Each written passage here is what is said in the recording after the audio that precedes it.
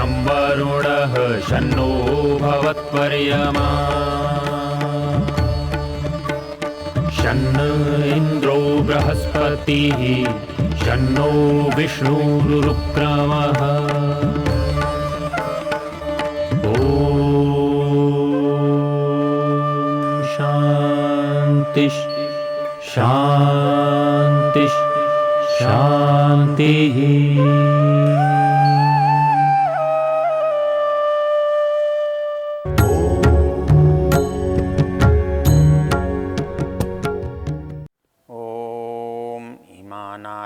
विधवा सुपत्नीराञ्जनेन सर्पिषा संविशन्तु आनश्रवो अनवीवा सुरत्ना आरोहन्तु जनयो योनिमग्रे। ओम शांति शांति शांति ही। इस वेद ज्ञान के प्रसंग में हम ये अनुभव कर रहे हैं कि ये जो सूक्त है जिसे हम दशम मंडल का 18वां सूक्त के रूप में जानते हैं, मृत्यु सूक्त के रूप में जानते हैं, मृत्यु की चर्चा करते करते यहाँ पर महिलाओं की चर्चा आ गई है और वो महिलाओं की चर्चा करते हुए यहाँ एक महिलाओं का आदर्श रूप बताया गया है। और ये आदर्श रूप इसलिए बताया गया है कि यहाँ जो दुख के कारण हैं वो नहीं है, तो वो दुख के कारणों में एक मृत्यु भी है और महिला के साथ दुख के कारणों में जो मृत्यु है, तो महिला और पुरुष में जहाँ अपनी मृत्यु से दुख का कारण बनता है वहाँ अपने साथी की, परिवारजन की मृत्यु से भी दुख बनता है। तो वो कहता है इमा नारीर अविधवा, तो यहाँ पर कहा है कि महिला को जो वैधव्य का दुख है वो प्राप्त न हो। हम इस बात पर विचार करते हुए पिछले संदर्भों में देखा था कि हमारे यहाँ जो अनौचित्य है, जो गलत है, वो आया कैसे। इस बात को आप इस तरह से समझेंगे कि हमारे यहाँ जो मनुष्य की स्वाभाविक प्रवृत्ति है वो अधिकार की है, वर्चस्व की है, और इसमें कोई संप्रदाय छूटा हुआ नहीं है। कोई संप्रदाय आप ऐसा नहीं कह सकते कि उनके यहाँ महिलाओं के लिए ये प्रवृत्ति देखने में नहीं आती। यदि आप थोड़ा सा इतिहास में जाएं तो आप देखेंगे जिनको हम बहुत उदार कहते हैं उनके यहाँ भी परिस्थिति आज भी वही है। उनके यहाँ महिलाओं को द्वितीय श्रेणी का नागरिक माना ही जाता है। व्यवहार में आप उनको वैसा अनुभव करेंगे। उनको विवशता, मजबूरी के अंदर ही मनुष्य देखना चाहता है। उनके ऊपर वो उस तरह के नियम, उस तरह की परंपराएं लगाता है जिससे उन पर बंधन रहे। यदि आप इतिहास से परिचित हैं, 1880 तक ईसाई समुदाय महिलाओं में आत्मा नहीं स्वीकार करता था। इनके अंदर जीवन नहीं है, मात्र वस्तु हैं। और इसलिए बाइबल के अनुसार जो बहुत लोग आचरण करते हैं वो पशुओं की हिंसा को हिंसा नहीं मानते। वो कहते हैं इनमें जीवन नहीं होता, इनमें आत्मा नहीं होती, इसलिए इनको मारा जा सकता है। तो ये जो चिंतन है ये कसौटी पर खरा नहीं उतरता। ये अज्ञान मूलक है, स्वार्थ मूलक है। और यही चिंतन पुरुषों ने महिलाओं के साथ भी किया हुआ है। ये परिस्थिति आपको इस्लाम में मिलेगी, ये परिस्थिति आपको ईसाईयत में मिलेगी, ये परिस्थिति आपको हिंदुओं में मिलेगी, ये परिस्थिति दूसरे मत संप्रदायों में मिलेगी। वहाँ सीधे सीधे ये लड़ाई अच्छाई बुराई की नहीं है, ये लड़ाई पुरुष और महिला के बीच की है। पुरुष वर्ग किसी भी मत संप्रदाय में हो, वो अपना वर्चस्व चाहता है, अपने वर्चस्व को स्थापित करने का यत्न करता है। वो ईसाई पुरुष है तो करता है, वो मुसलमान पुरुष है तो करता है, वो हिंदू पुरुष है तो करता है, वो कोई और है तो भी करता है। तो वास्तव में ये सारा संघर्ष जो है स्त्री और पुरुष के बीच का बनकर रह गया है। ये क्यों बनकर रह गया है, इसके लिए इतिहास की लंबी कहानी है, लंबा प्रसंग है, उतनी चर्चा हम यहाँ नहीं करेंगे। लेकिन वो इसलिए बन गया है कि हमारी जो आदर्श परिस्थिति थी हम उससे दूर चले गए। हमने शास्त्र के विचार को छोड़ दिया, हमने वेद के जो निर्देश हैं उसको छोड़ दिया, और यदि हमको वो अस्वीकार्य थे तो उन निर्देशों को कुछ और बनाकर प्रस्तुत कर दिया। हमारे शास्त्रों में के व्यवहार में और हमारे व्यवहार में जो अंतर है उसका कारण है। उसका कारण ये है कि हमारे जो कुछ लोग थे बीच के, पहले तो उन्होंने हमारे को हमारे शास्त्रों से ही दूर कर दिया। मतलब पहली दृष्टि में, पहले नज़र में हम अपने शास्त्र से परिचित ही नहीं हैं। हमको उनको देखने, जानने, पढ़ने, सुनने का अधिकार ही नहीं है। और आज तो हम अपनी भाषा भूल चुके हैं, तो उससे भाषा से हमारा उसका संबंध भी नहीं रहा है। तो ऐसी स्थिति में शास्त्र क्या कहता है हमको मालूम नहीं है, हम सदा उसके लिए दूसरे पर निर्भर हैं। उससे बड़ा अपराध हमारे समाज में हुआ वो ये हुआ कि अब जो कुछ वहाँ लिखा गया है, पहले तो हमने उसकी व्याख्या जो हम चाहते हैं वो की। इसी मंत्र में हम देखेंगे आगे। और दूसरी चीज़, शास्त्र में हम जो चाहते हैं वैसे विचारों का समावेश कर दी। पूरी शास्त्र परंपरा में वेद को छोड़कर हर जगह हमें प्रक्षेप, मिलावट दिखाई देती है। इसलिए जब दो विरोधी विचार हों तो हमें निर्णय ये नहीं होता कि दोनों ठीक हैं। तब निर्णय हमें करना पड़ता है कि ग्रंथ की आत्मा के अनुकूल, ग्रंथ की लेखक के अनुकूल, ग्रंथ के आदर्श के अनुकूल क्या है वो स्वीकार होगा, और जो ग्रंथ के आदर्श के अनुकूल नहीं है वो त्याज्य होगा। तो लोगों ने पहले शास्त्र के विचारों को अपने विचारों के माध्यम से बताने का यत्न किया। दूसरा प्रयत्न किया कि हम अपने विचारों को शास्त्र में मिला दें, जिसे हमने प्रक्षेप कहा, मिलावट कहा। तीसरा हमने क्या किया कि शास्त्र को उपेक्षा करके अपने बल से जो भी चाहा उसको स्वीकार करवाया, मनवाया, उसके लिए बाध्य किया। और पूरा मध्यकाल इन्हीं परिस्थितियों में जाता हुआ दिखाई देता है। तो यदि हमको आदर्श परिस्थिति देखनी है तो आदर्श परिस्थिति जो हो रहा है, जो दिखाई दे रहा है, ये नहीं है। हमारी आदर्श परिस्थिति वेद और वेदानुकूल जो कथन हैं उनमें है। तो वो जो परिस्थिति आदर्श है वो कहीं भी नहीं होने से सर्वत्र पूरे समाज में हम शोषण को देखते हैं। शोषण मनुष्य का एक जो संवेगात्मक गुण है वो है। वो अपने लाभ की इच्छा रखता है, उसके लिए वो दूसरे को तंग भी कर सकता है, उससे छीन भी सकता है, उसको दे भी नहीं सकता है। तो वो जो परिस्थिति है वो उसको अपने वर्चस्व से, अधिकार से मिलती है। तो ईसाई समाज ने भी इस पुरुष और स्त्री के वर्ग में पुरुष वर्चस्व की स्थापना की है। इस्लाम में तो बहुत अधिक और बहुत ही स्पष्ट रूप से पुरुष वर्चस्व की स्थापना है।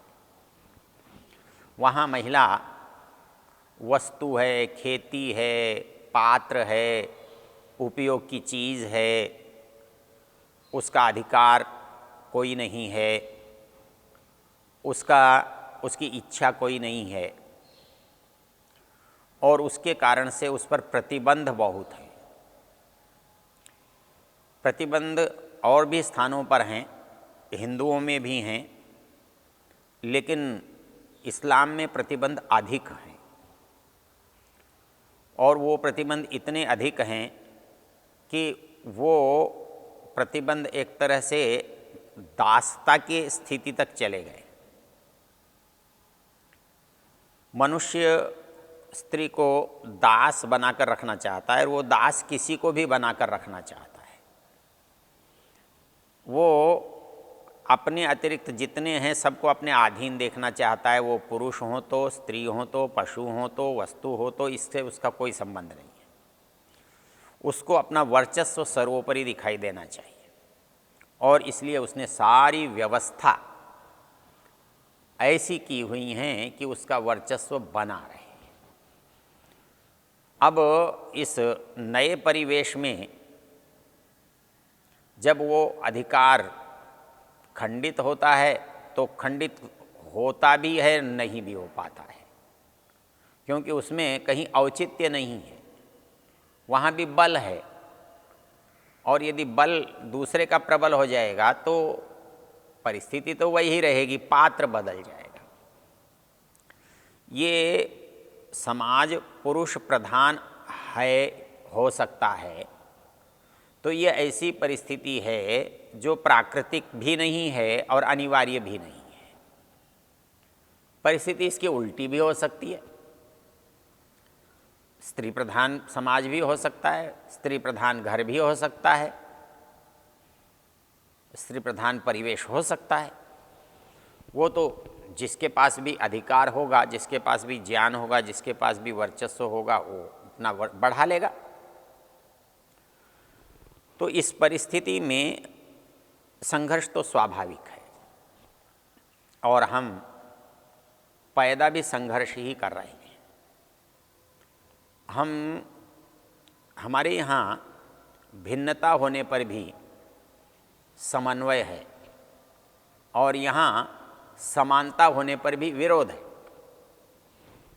जो हमारा वर्तमान चिंतन है और जो हमारा प्राचीन विचार है, प्राचीन विचार में आपको भले ही ये लगता हो कि ये बहुत अलग अलग हैं, इनके काम अलग अलग हैं, इनके उत्तरदायित्व तो अलग अलग हैं और इनके श्रेणी अलग अलग है, आप वहाँ भिन्न होने पर भी वहाँ सामंजस्य है और यहाँ समानता का शोर मचाने पर भी विरोध की परिस्थिति है।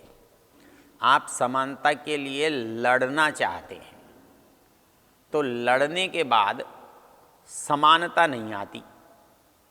समानता जो है वो सद्भाव पर आने वाली चीज़ है, बुद्धि से आने वाली चीज़ है, सहमति से आने वाली चीज़ है। बलपूर्वक कहीं समानता नहीं आती। जिसके पास भी बल होगा वो दूसरे को समान नहीं मानेगा, समान नहीं समझेगा, बल्कि अपने नीचे समझेगा, दास समझेगा, अधीन समझेगा। इसलिए जो इस चिंतन है ये चिंतन ही गलत है।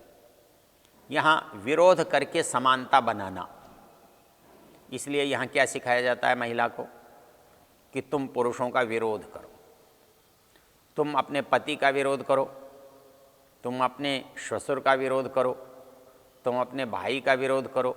अच्छा एक बात है, विरोध तो करो, लेकिन विरोध तो शत्रु से होता है, अपनों से तो विरोध होता ही नहीं है।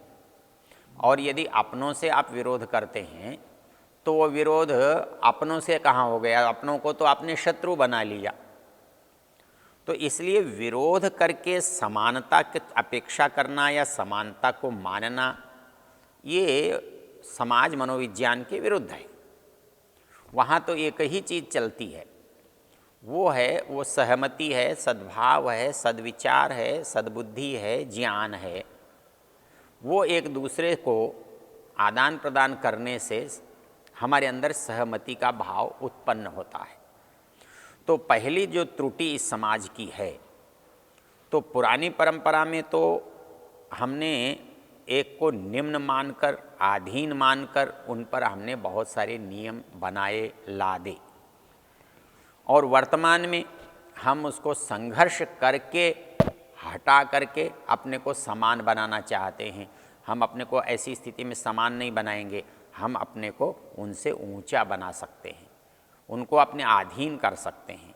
तो ये जब लड़ाई होगी तो आज जो अधिकारी है कल वो दास हो जाएगा, और आज दास है वो अधिकारी हो जाएगा। यही तो लड़ाई का परिणाम हो सकता है। लड़ाई का परिणाम कहीं भी सम नहीं होता, किसी का नाश होता है, किसी की उन्नति होती है, कोई अधीन बनता है, कोई अधिकारी बनता है। तो इसलिए वर्तमान का जो संघर्ष है ये भले ही समानता के नाम पर किया जाता हो, लड़ाई लड़ी जाती हो, किंतु इसका समानता से संबंध कुछ नहीं है। ये समानता से कुछ होने वाला नहीं है, समानता इससे बन नहीं सकती है। तो हमने देखा कि ये जो लड़ाई है ये अज्ञान के कारण से है, और वर्तमान जो लड़ाई है उसके पीछे भी ज्ञान नहीं है, उसके पीछे प्रतिशोध है, प्रतिक्रिया है, और अपने अधिकार की मांग है। जो जहाँ अधिकार की मांग का प्रश्न होता है वहाँ अधिकार आप मांग कर तो किसी से लेते नहीं, या तो छीन कर लेते हैं, हाँ, या सहमति से लेते हैं। सहमति से आप ले नहीं रहे हैं तो आप छीन कर लेंगे, तो छीन कर लेने के बाद आपके अंदर सद्भाव की संभावना नहीं रहेगी। इसलिए जो व्यक्ति चाहे पुरुष के रूप में या स्त्री के रूप में संघर्ष जो कर रहा है, तो वो संघर्ष अपनों से ही तो कर रहा है, वो लड़ाई अपनों के साथ ही लड़ रहा है। और ये जब हम अपनों से लड़ाई लड़ेंगे तो वो लड़ाई के बाद वो व्यक्ति अपने नहीं बनते। बेटे की बाप से लड़ाई हो जाती है तो बाप शत्रु हो जाता है, बेटा शत्रु बन जाता है।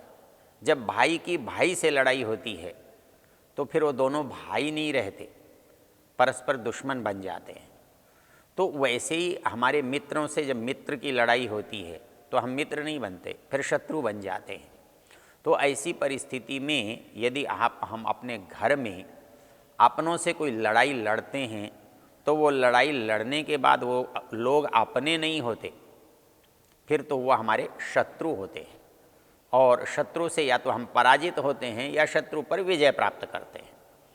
तो विजय प्राप्त करेंगे तो भी हम लाभ में नहीं रहेंगे, और पराजित होंगे तो भी हम लाभ में नहीं रहेंगे। इसलिए ये संघर्ष वास्तव में व्यर्थ हैं, गलत है। तो इस संघर्ष नहीं होने कर क्या होना चाहिए? तो इसके लिए सहज है कि दोनों को अधिकार जो हैं वो प्राप्त होने चाहिए, और वो अधिकार ज्ञान से मिलते हैं। यहाँ आपको एक चर्चा मैं आपसे बांटना चाहूँगा कि हमने दूसरे को अपने अधीन रखने के लिए जो उपाय किए हैं वो उपाय बड़े रोचक और बड़े विचित्र हैं। हमने महिला को एक सीमा में डाल दिया कि वो घर में रहेगी, वो पढ़ने नहीं जाएगी, वो कपड़ा कैसा पहनेगी, वो क्या व्यवहार कैसा कहाँ करेगी, और उसको सारे व्यवहार को देखने के बाद आप ये अनुभव करेंगे कि जैसे उसका अपना कोई सोच, बुद्धि, विचार, इच्छा, स्वातंत्र्य, विवेक कुछ नहीं है। जैसे आप एक वस्तु के साथ व्यवहार करते हैं वैसा व्यवहार हमको देखने में आता है। हम हिंदुओं में बहुत लंबा घूंघट निकालते हुए, मुंह ढकते हुए देखते हैं, अपने को छिपाते हुए।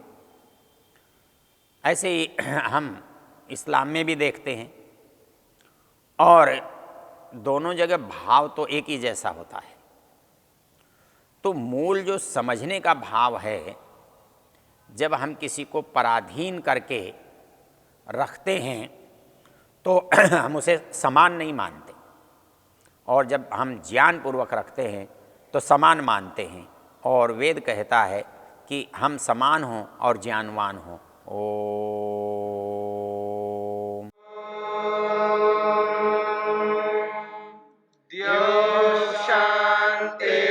शांतिरंतरिक्षं शांतिर्पृथिवी शांतिरापः शांतिरोषधयः शांतिः वनस्पतयः शांतिर्विश्वे देवाः शांतिर्ब्रह्म शान्ति सर्वं शान्ति शान्तिरेव शान्ति क्षमा शान्तिरेधि ॐ शान्ति शान्ति शान्तिः